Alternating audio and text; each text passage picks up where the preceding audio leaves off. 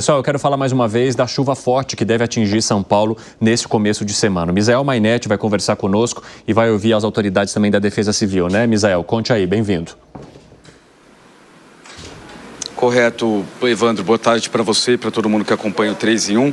Nesse momento, cidade de São Paulo em estado de alerta para tempestades e também para alagamentos, inclusive alguns pontos de alagamento. A gente fala ao vivo aqui da Defesa Civil do estado de São Paulo e a gente conversa ao vivo com o Rodrigo Fiorentino, que é capitão e diretor do Núcleo de Logística e Ajuda Humanitária. Obrigado por falar conosco, boa tarde.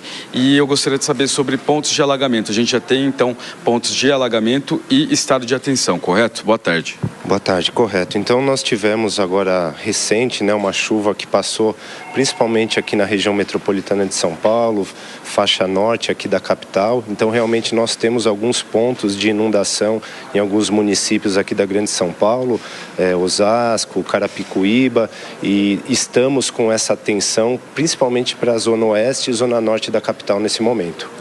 Temos pontos de alagamento, ainda nada muito grave, mas mediante tudo que aconteceu, é um alerta, lógico. Correto. No momento, nada de gravidade na região metropolitana, na capital de São Paulo, mas sim, requer atenção nossa. É muito importante que as pessoas tenham essa ideia de autoproteção, então não atravessem um local que esteja alagado, inundado. É muito importante que se coloquem num local seguro nesse momento.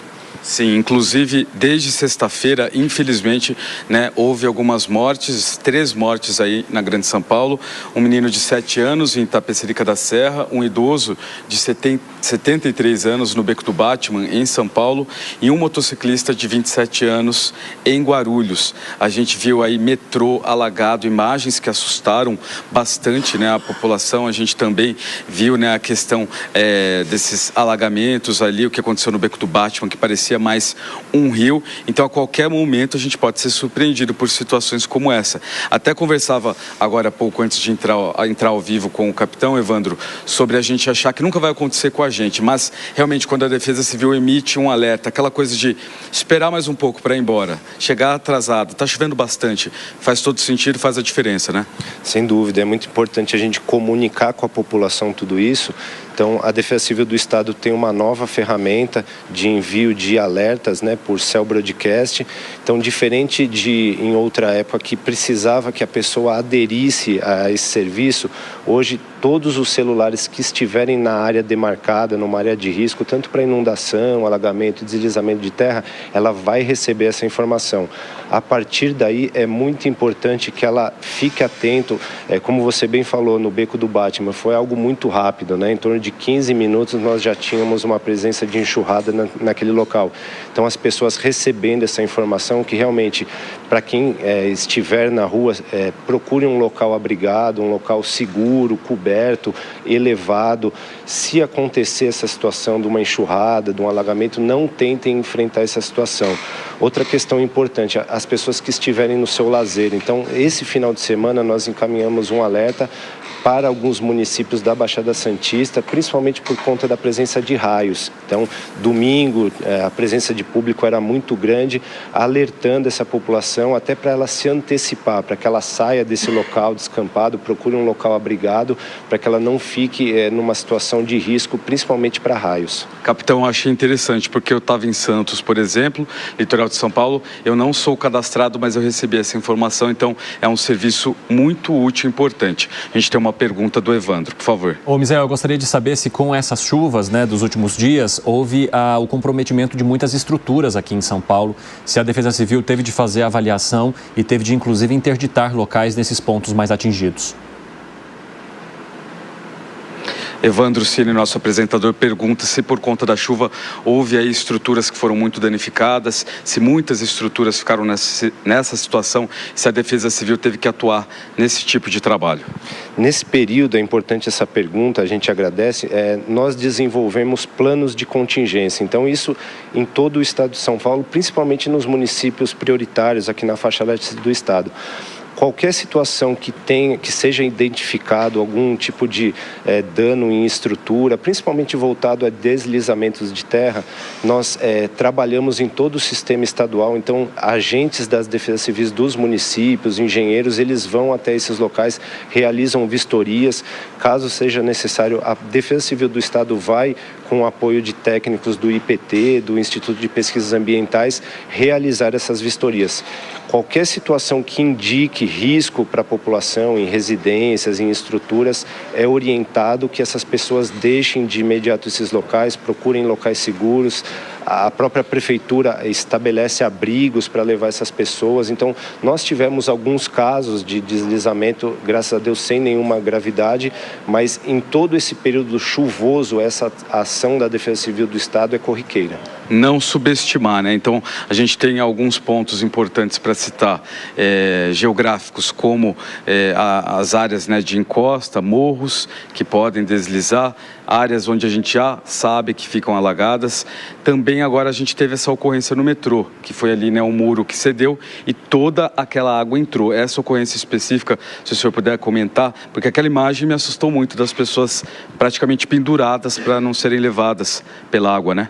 Sem dúvida, é algo muito rápido, né? Essa questão do metrô, então, os vídeos que circularam em redes sociais, as pessoas, elas ficaram em um local ali que era possível, um local seguro. Importante, nenhuma delas tentou sair desse local, enfrentar a chuva, enfrentar a força da enxurrada, das águas, isso é muito importante. Outros sinais, quando a gente fala de deslizamentos de terra, né? Então, principalmente para as pessoas que moram em áreas de risco, é importante elas, nesse período, estarem atentas a alguns sinais. Então, a água barrenta, passando próximo da sua residência, apareceu algum trinco na sua casa, dificuldade em abrir porta, abrir janela, às vezes o muro acaba tombando, árvores, postes, enfim. São pequenos sinais que alertam, antecipam a questão do deslizamento de terra. Qualquer tipo de sinal desse é fundamental que as pessoas deixem suas residências, liguem de imediato para os telefones de emergência, para o bombeiro pelo 193, pela Defesa Civil pelo 199. Então, são sinais, e novamente que a gente fala, a questão da autoproteção. É muito importante que as pessoas tenham essa noção de autoproteção e possam agir antes do evento acontecer. Essa mensagem que a gente recebe agora, antes era por SMS, agora a mensagem ela aparece, né, em qualquer aplicativo, ela sobrepõe qualquer aplicativo, qualquer tela ali que você estiver utilizando e vem esse alerta da Defesa Civil. Achei isso muito interessante, como isso é feito e como isso ajuda a população. Eu acho que é importante a gente falar aqui a questão do SMS, o 4199, né? Então, para quem não tinha, a pessoa cadastra um CEP de interesse e é importante que ela continue fazendo isso, cadastrando. Então, se ela, na residência dela, no trabalho, porque a gente escalona o envio dos alertas, né? Então, esse alerta, ele continua sendo encaminhado. Porém, essa nova ferramenta, o Cell Broadcast, que realmente veio para revolucionar, todos os aparelhos celulares que estiverem em um local onde a chuva vai passar e que tenha risco tanto para deslizamento quanto para inundação, ela vai receber um pop-up, realmente trava a tela do celular da pessoa, né, um bip diferente, e vai ter uma mensagem lá indicando o que está por acontecer, quais são os riscos, né? Então nós temos dois tipos, os alertas severos e os alertas extremos. Basicamente eles têm a mesma funcionalidade, porém vai mudar um pouquinho a questão. No extremo o toque é um pouco diferente, todos é um pouco mais alto, mas enfim, os dois alertas são fundamentais para que as pessoas realmente antecipem as questões de risco. Ok, obrigado pelo trabalho, obrigado pela entrevista. A gente conversou ao vivo com o capitão e diretor do Núcleo de Logística e Ajuda Humanitária, Rodrigo Fiorentini. Continuamos acompanhando a situação da chuva em São Paulo, na Grande São Paulo e em todo o Brasil. Evandro. Muito obrigado, Misael Mainetti. Um abraço para você.